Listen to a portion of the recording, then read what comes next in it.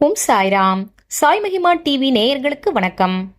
ஷீரடி சாய்பாபாவின் 108 லிখিত புத்தகம். இதை பற்றி தான் இந்த பதிவில் நம்ம பார்க்க போகிறோம். என்னடா ஏதோ புதுசாக இருக்கே அப்படின்னு நினைக்கிறீங்களா? புதுசாலாம் எதுவும் கிடையாதுங்க. இது பாபாவுடைய நாம ஜபம் எழுதுகிற புத்தகம் தான். அதாவது குரு பூர்ணிமா அன்னைக்கு தூப்கேடாவில் பாபா உட்கார்ந்திருந்த மாமரத்தில் சிறப்பு பூஜை நடக்க இருக்கு. அங்கே துணி புதுசாக கட்டப்பட்டிருக்கு. அதனால சாய் மகிமா அன்ன சேவாவினர் என்ன பண்ண போறோம் அப்படின்னா, பக்தர்கள் பாபாவினுடைய நாமத்தை எழுதி கொடுக்கிற பிரார்த்தனைய இந்த 108 லிখিত ஜபம் புத்தகத்துல வச்சு ஒவ்வொருத்தருக்கும் தனித்தனியா துணி பூஜை செய்ய போறோம். பக்தர்கள் எழுதின கோரிக்கை படிவத்தை பிரிண்ட் அவுட் எடுத்து இந்த புத்தகத்துல வச்சு உங்களுடைய கோரிக்கைகள் நிறைவேற்றி கொடுக்குமாறு பாபா கிட்ட பிரார்த்தனை செஞ்சு அந்த புத்தகத்தை பக்தர்களுக்கு திரும்ப அனுப்பி வைப்போம். எப்போ அப்படின்னா, குரு பூர்ணிமா பூஜை முடிஞ்சதுக்கு அப்புறமா பக்தர்களுக்கு பாபாவுடைய பிரசாதத்தோடு சேர்த்து இந்த லிখিত புத்தகம் வந்து சேரும். சரி, இப்போ புக்கு கிடைச்சிடுச்சு.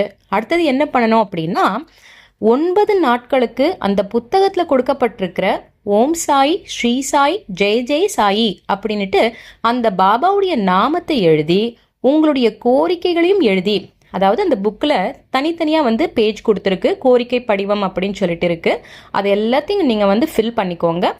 அதை வந்துட்டு அந்த புத்தகத்தை எங்களுடைய முகவரிக்கு கொரியர் செஞ்சு அனுப்பி வைக்கும்படி தாழ்மையோடு கேட்டுக்கிறோம்.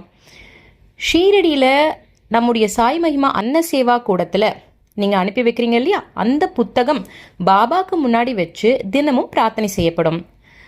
இப்போது என்ன ப்ராசஸ் இது, நம்ம என்ன பண்ணணும், அது எப்படி எழுதணும், இதெல்லாம் நம்ம சொல்லியாச்சு இல்லையா.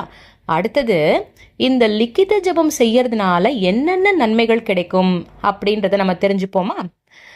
அதாவது நம்முடைய கோரிக்கைகளை எழுதி பாபாவுடைய பாதத்துல சமர்ப்பணம் பண்றோம் இல்லையா. அப்போ என்ன ஆகுது அப்படின்னா, அவருடைய பாதத்துல வச்சு தினமும் வந்து பூஜை செய்யப்படுது. குருமார்கள் கிட்ட நம்முடைய கோரிக்கைகளை வைக்கும் போது நிச்சயமா நம்முடைய கர்ம வினைகள் தகுந்தார் மாதிரி அது நியாயமான கோரிக்கையா இருக்கும் பட்சத்துல அவங்க நிச்சயமா அதை நிறைவேற்றி கொடுப்பாங்க. நாம ஜபத்தின் மூலமா நம்முடைய புலன்கள் வந்து பயிற்சியில ஈடுபடுது. நீங்க மந்திரத்தை எழுதும் போது உங்களுடைய கண்கள் அதை பார்க்குது, உங்களுடைய கைகள் பேனாவையும் காகிதத்தையும் உணருது, அதே போல காதுகள் அதை கேட்குது, மனமும் புத்தியும் அந்த நேரத்துல மந்திரத்தின் மேல கவனம் செலுத்துது. மந்திரத்தினுடைய சக்தியால மனம் கட்டுப்படுத்தப்படுது. அது உங்களுக்கு சிறப்பாகவும் சீக்கிரமாகவும் வந்துட்டு வேலை பண்ணும். லிখিত ஜபம் பயிற்சி அப்படின்றது ஒரு பழங்கால முறை. வேதங்கள் ஆரம்பத்துல வாய்மொழியாவும் கீர்த்தனைகளாகவும் சொல்லப்பட்டது, பாடப்பட்டது. அதுக்கப்புறமா தான் வேதவியாச முனிவர் விநாயக பெருமானுடைய உதவியோடு மகாபாரதம் மாதிரி புனித வார்த்தைகளை எழுதும் முறையை வந்து அறிமுகப்படுத்தினார். அதனால பக்தர்கள் நாம ஜபத்தை எழுத குரு பூர்ணிமா விட சிறப்பான நாள் இருக்க முடியுமா என்ன? இதை எழுதும் எல்லோருடைய கோரிக்கைகளையும் பாபா நிச்சயமா நிறைவேற்றி கொடுப்பாரு. இந்த மந்திரங்களை எழுதிக்கிட்டே உச்சரிக்கும் போது அது என்ன ஆகுறது அப்படின்னா, நம்முடைய கர்மங்களை அது எரிச்சிடுது. அதே மாதிரி இதை வந்து ஒரு நோக்கத்துடனும் கவனத்துடனும் செய்யும் போது இந்த மந்திரத்துல நாம மூழ்கி அதனுடைய வெளிப்பாடு வந்து நடக்க ஆரம்பிக்குது. மறுபடியும் மறுபடியும் நாம ஜபத்தின் அதிர்வுகளுடன் உங்களை வந்து இணைக்கும் போது அதுவே தியானமாகுது. நீங்க மந்திரங்களை எழுதி அந்த புத்தகத்தை வச்சிருக்கிற இடத்துல வளிமண்டலத்துல ஒரு வலிமையான ஆன்மீக சக்தி, அதனுடைய அதிர்வுகள் காலப்போக்குல வந்து உருவாக்கப்படுது. இது நம்முடைய ஆழ் மனசுல ஒரு நுட்பமான விளைவை வந்து கொடுக்குது.